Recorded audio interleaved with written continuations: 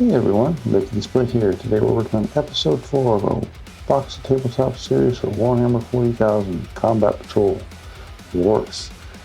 Today we're doing our assembly demonstration on the Squighog Boys. We're focusing on the Nob on the Smash Squid. I've already assembled the other Squighogs and there was nothing really too difficult about them. They're around the bellies, around the tails, where they meet, where the pieces meet. You got to make sure that you get it right, and then go over with the mold line remover tool, so you can get them smooth. But fairly standard stuff. So today I've got my instruction booklet out. Like I always say, you need to review this and read it, and before you start cutting and assembling, because it makes a difference. Like, I found out that these two pieces are not on the sprue, and that a couple of them were mislabeled, which I'll show you when I get to that point. So I got, like I said, my instructions, my sprue, my base, my clippers, my mold line remover, and my X-Acto knife. I use Citadel tools here, and you can use whichever one. And I have my file set, which is a rougher file and then a finished file. Okay, let's go ahead and get started. And we're starting with 72 and 73, which are right here, 72 and 73.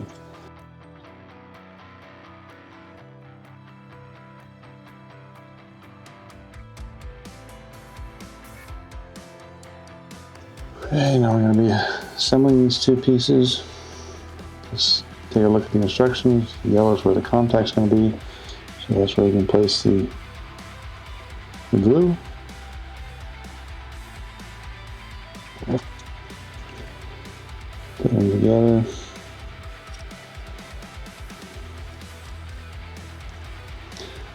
And give them a good squeeze for like 15-20 seconds. And this is where I'll start to go over the mold lines.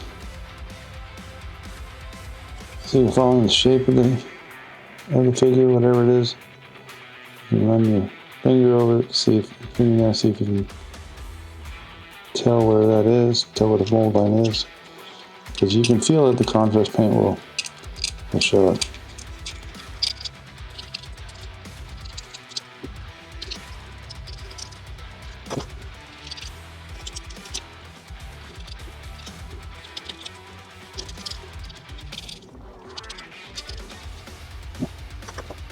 We'll move on to our next step, which will be the sub-step here. Number 74 and 75. This piece right here is on a different sprue.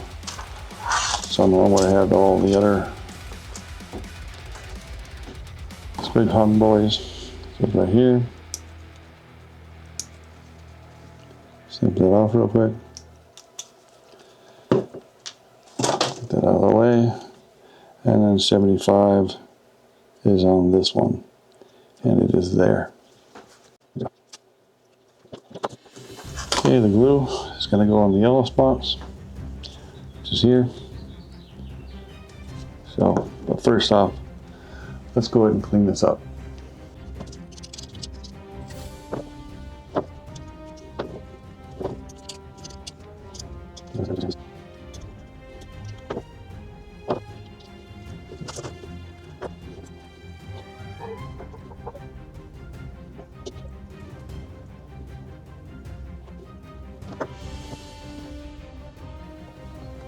Okay, we're going to move on to the next step, and we're going to be assembling it again. The yellow goes in.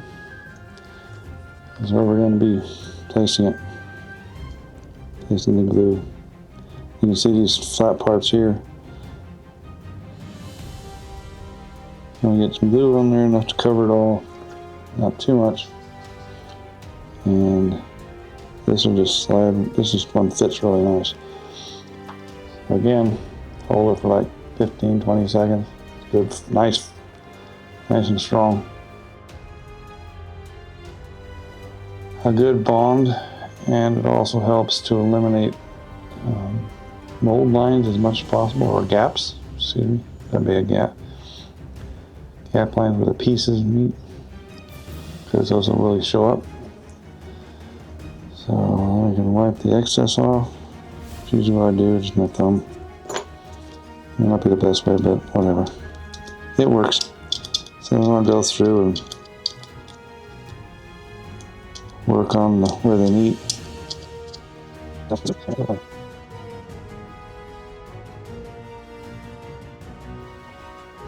Okay, now we'll go on to our next step. Our next step is going to be assembling the head. 2 parts. So we got it here and here, and we'll go ahead and cut those out. I'm going to go ahead and cut those out and glue them together and work on the join lines.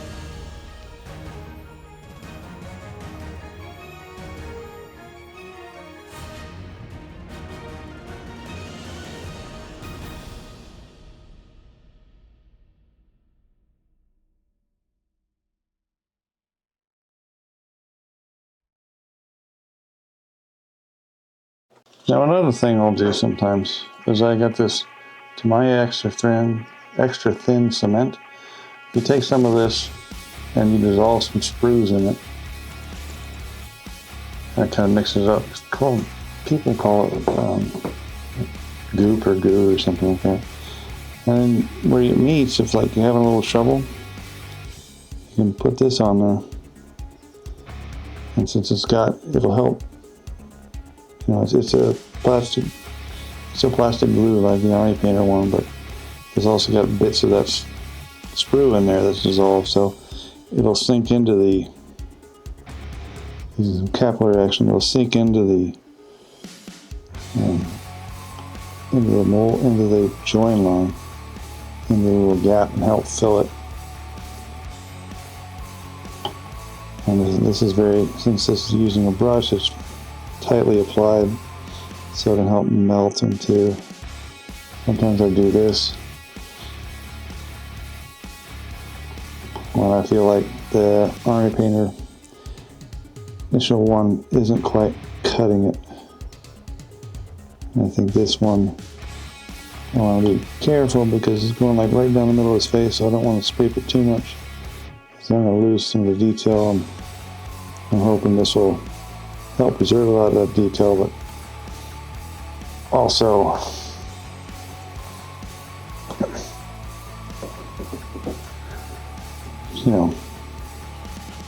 help get rid of the line, so I don't have to do as much work. So this I'll let dry for a little bit before I go after it with a tool. So I'll set that aside and work on that later. Okay, we'll go on to this part here. We do this. So you've got 2. These are on the other sprue. These are on the sprue that Squighog Boys are from. I like this one with the 2, so I'm going to go ahead and use that one.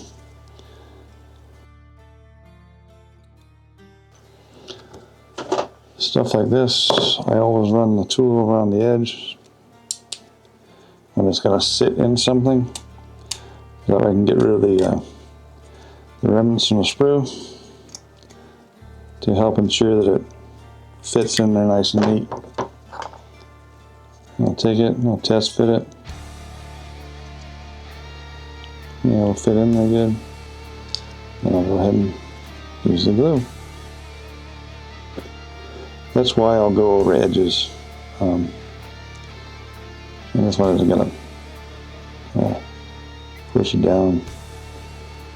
Be kind of careful, apply even pressure, because you got this split right here. Don't apply it too much, just nice and firm, and then there you go. We'll set his head aside and come back to it later. And that to my extra thin cement with the sprues dissolved in it, dries up a little bit. Okay, we'll move on to our next step. The next step is going to be doing this leg. Now, this is the one where I pointed out that they labeled this one wrong. I got these numbers backwards. See, this is 85. There you go. 85. And this is 86, but they have them switched around here, so just know they got it wrong. And the foot here, 87 is here. If you're going to do the alternate, this one here, that's on the Squighog Boys sprue. If you're going to do that one, right here.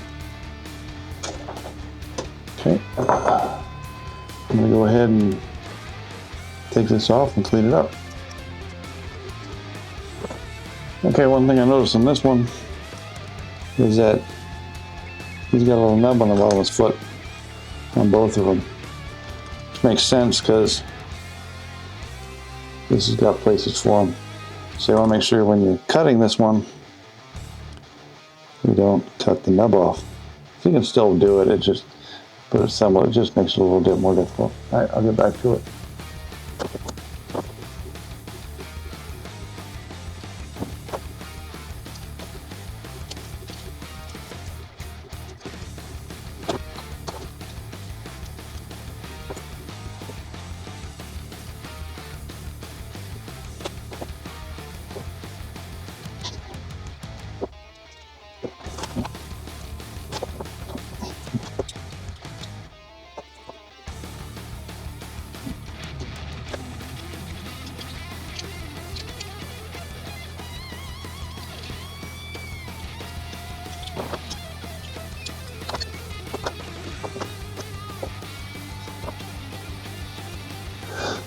Okay, now we'll move on to the next step. It's here, we're going to find 84 and 83 and 84, excuse me, which are here and here. So we're going to cut those out. Again, putting a flat part to it. You don't have to worry about any nubs, so you just go right up and, whoops, right to the figure. Yeah, I'm going to clean these up and glue them together.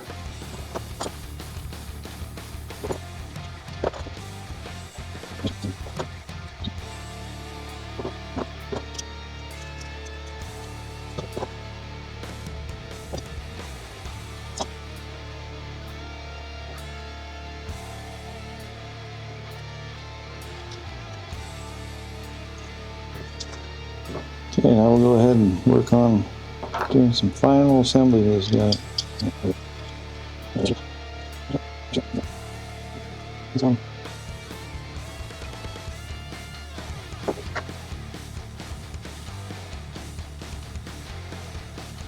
Okay, let's go ahead and assemble this guy. So, I'll do test fits. See where it's gonna fit. Yeah, it might not be fitting all that well. Yeah, see there's a little gap there. I may use some gap filler for that before I primer it. That one looks okay. Go ahead and put it on there.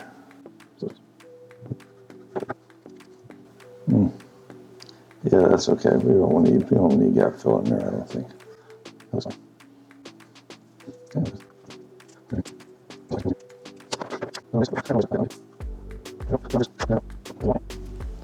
So they mount their guy, put them on there. The ball at the knob. I'm gonna keep them off for now and paint them separate. This one's not that bad, but that's just what I do with mounted figures. I paint them separately. Okay, let's go ahead and get to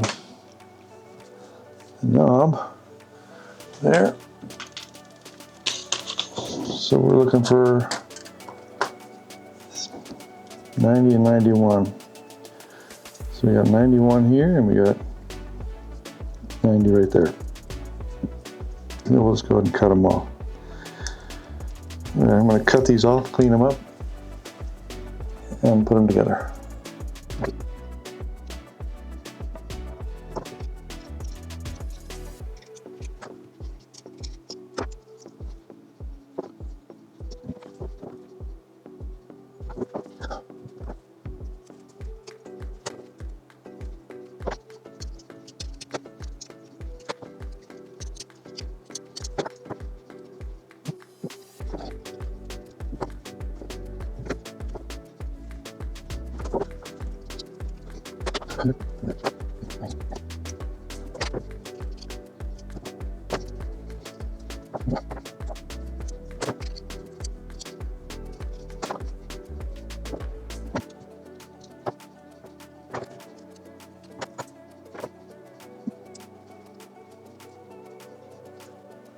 Okay, because I do it differently, I don't glue them to the mount. When they have parts that connect like this, what I do is I take a little bit of Blu Tack, put it to where it's going to mount, I get him on there so he's nice and solid, and then I kind of fiddle with it there, so that that arm is in the right position. And then I will go ahead and leave this on here, but because it's on my Blu Tack, I can always get it off. And I'll leave it on here so that dries nice and solid, so when I take this off and paint it and I put it back on, it'll go right where it's supposed to. Okay, I'll go ahead and finish them up. Okay, let's talk about some of the options here. So then this page is pretty interesting. This is kind of standard. You have the two different symbols here that you can use on the banner pole. You've got two different shoulder pads, for lack of a better term, pauldrons I think it is, to use on the shoulder. You can either have a big chopper or the gun, and then I would think that if he's holding the gun, you put the big chopper back there. If he's holding the big chopper, then you put this gun back here, so he has both. Just depends on what you want him to have up. Okay. All right, I'll start getting working on assembling. Quick note: I was looking through it. These symbols here are not on this sprue. They're on the Squighog Boys sprue here and here, depending on which one you want.